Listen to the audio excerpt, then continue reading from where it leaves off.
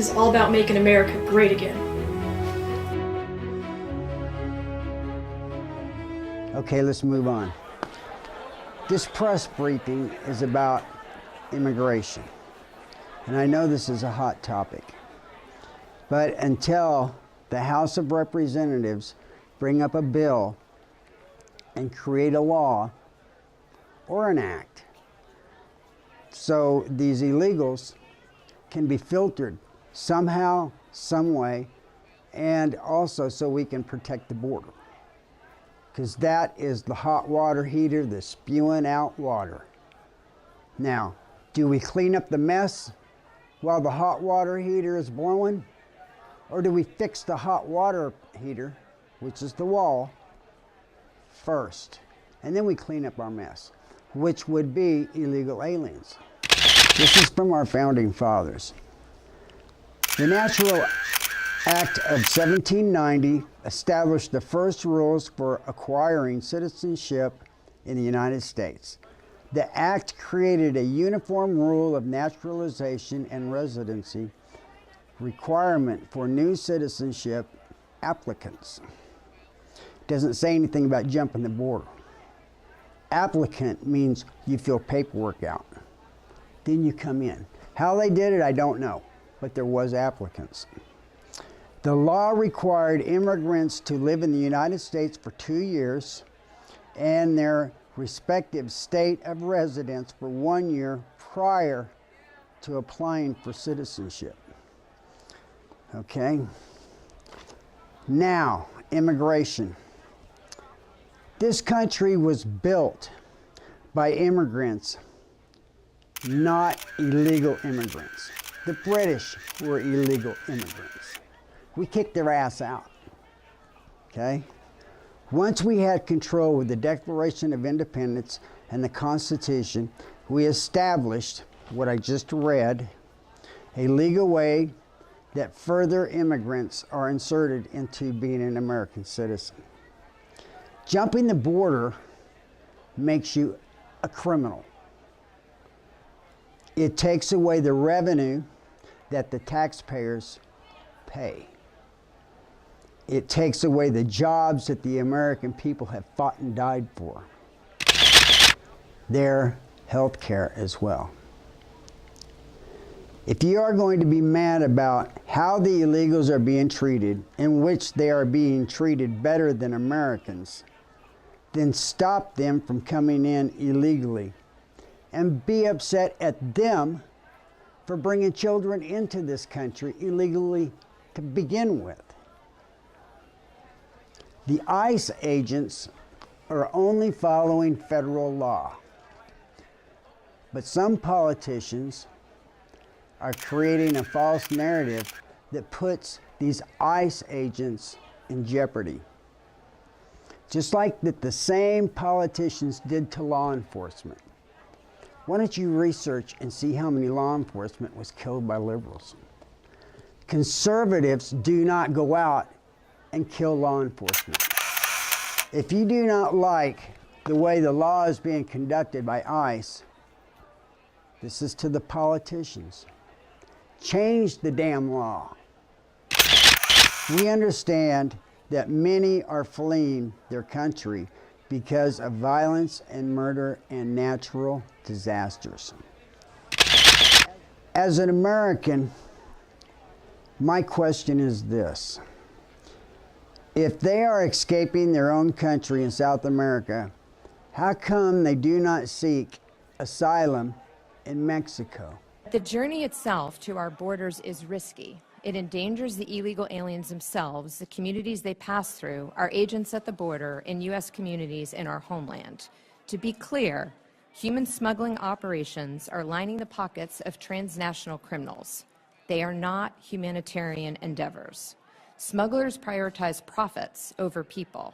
And when aliens pay them to get here, they are contributing $500 million a year or more to groups that are fueling greater violence and instability in America and the region.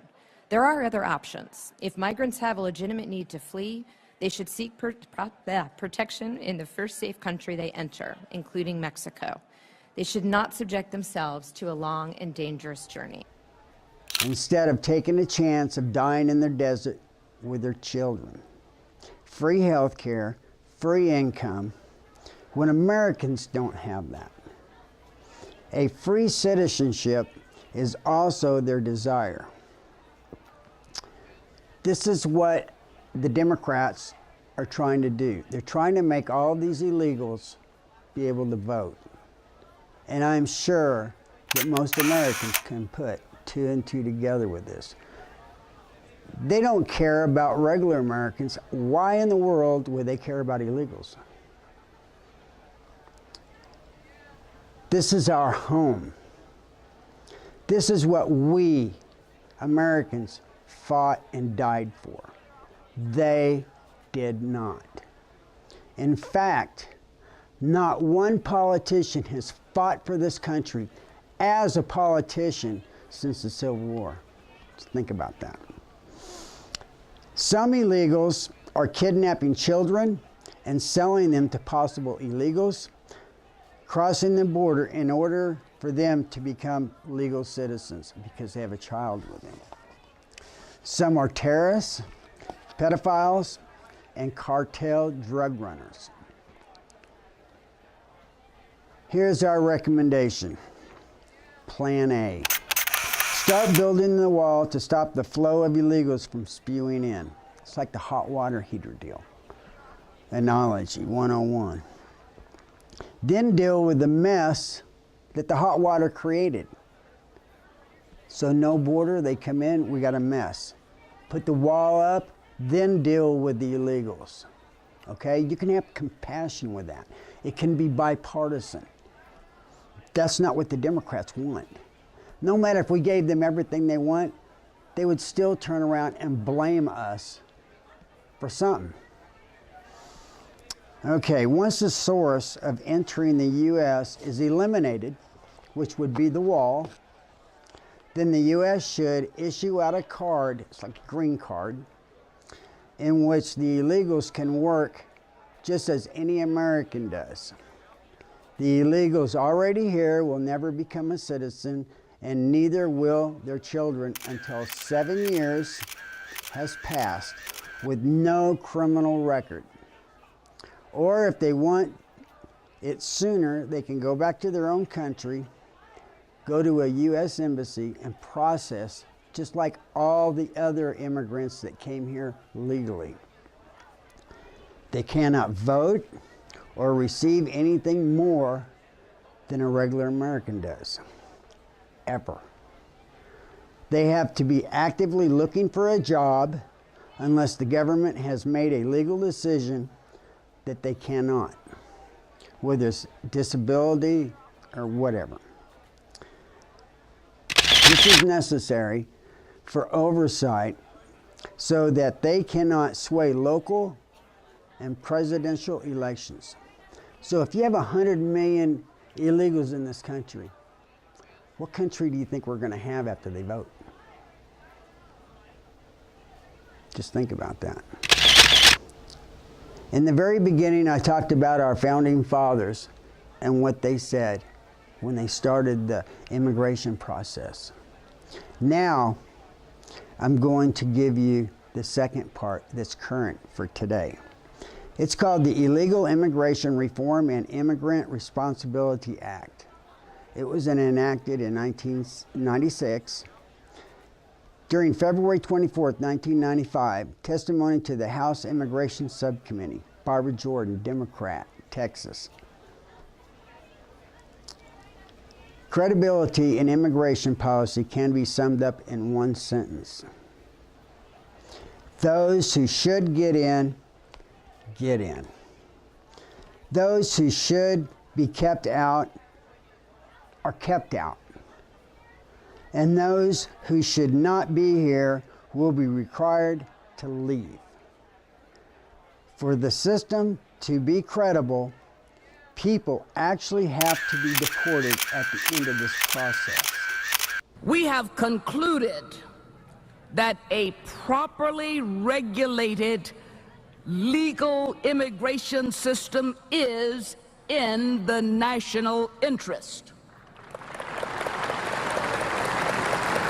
We support the basic framework of current policy, but I said properly regulated, and I mean that. Immigration is not a right guaranteed by the U.S. Constitution to everyone anywhere in the world who thinks they want to come to the United States. Immigration is a privilege. It is a privilege granted by the people of the United States to those we choose to admit. But this is not a mere favor that we grant to people because we're generous. We're a generous nation, yes, but administration is in our national interest. We admit that. It is in our national interest to unite families and create economic growth and protect those who flee persecution. Barbara Jordan, Democrat, Texas.